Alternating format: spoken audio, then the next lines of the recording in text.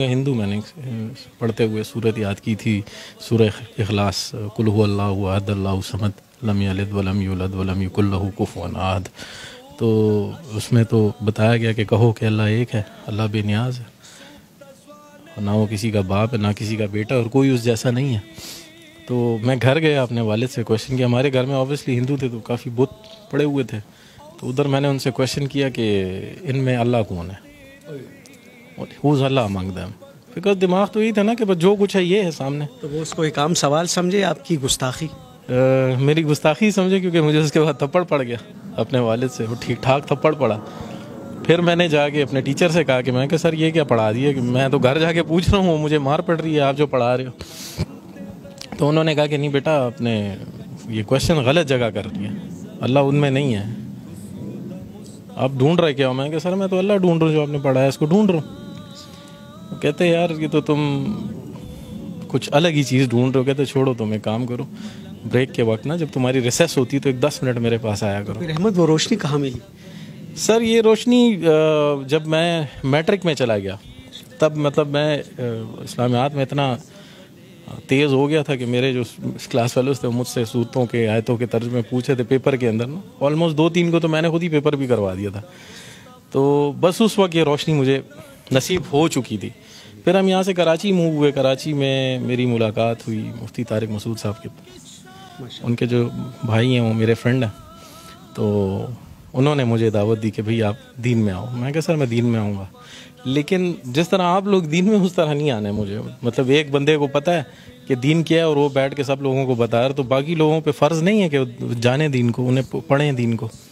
کیونکہ میں نے تو جب قرآن پڑھنا شروع کیا تھا تو اس میں جو پہلا ورڈ پڑھا تھا وہ تھا اقرا، پڑھو، اقرا باسم ربک الذی خلق، پڑھو۔ تو پڑھتے ہم نہیں، ہم سنتے زیادہ ہیں، ہم مفتیوں کو سن رہے ہیں، مولویوں کو سن رہے ہیں، لیکن پڑھ کتنا عرصہ ہوا ہے احمد؟ مجھے 5 سال ہوئے ہیں دین میں آئے ہوئے۔ کیا تکلیفیں جھیلیں، کیا مشکلات آئیں؟ تکلیفیں تو سر بہت زیادہ ہیں، مطلب وہ جو دین آپ لوگوں کو ملا ہے وہ آسان ہے، اور جو دین ہمیں ملا ہے وہ اسٹرگل ہے۔ مطلب اگر میں کویشچن کر لوں کہ آپ سے ہی کویشچن کر لوں آپ نے دین کے لیے کیا کیا، تو آپ کے پاس اس کا کوئی جواب نہیں ہے۔ لیکن میں نے اپنی وائف چھوڑی ہے، میں نے گھر چھوڑا ہے، دولت چھوڑی ہے، جائیداد چھوڑی ہے، میں نے ایک نوکری چھوڑی ہے، وہ سٹی چھوڑا ہے جو پسند تھا مجھے، سب کچھ چھوڑ، تقریباً سب کو چھوڑ دیا۔ بس ٹوٹل جو دولت ہے وہ میرا بیٹا ہے، موسیٰ۔ یہ بھی مسلمان؟ جی جی جی۔ صحیح۔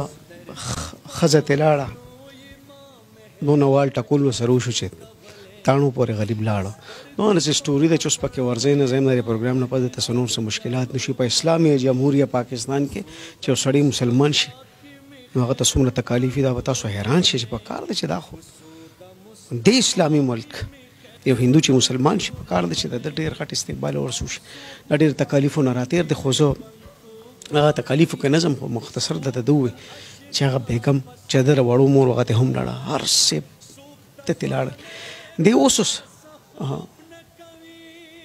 د روزې مبارک نه راغی، اوس دا روزې مبارک دا ترتیبی څنګه جوړ شو دا ورته دی اوس په خپله وایي۔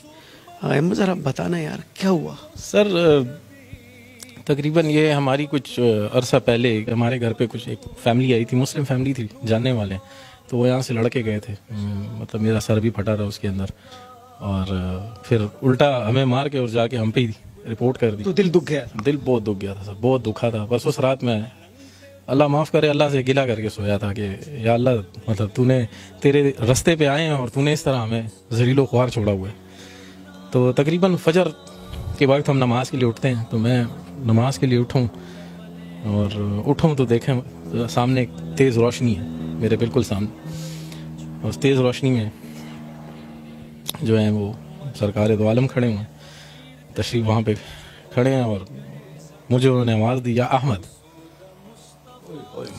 پھر کہو یا احمد، یہ پھر کہو یا احمد، یہ کہا انہوں نے۔ تو میں نے انہیں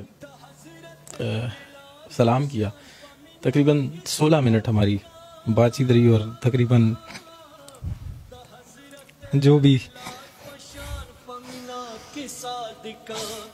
نو د حضرت بلال پشان پشگور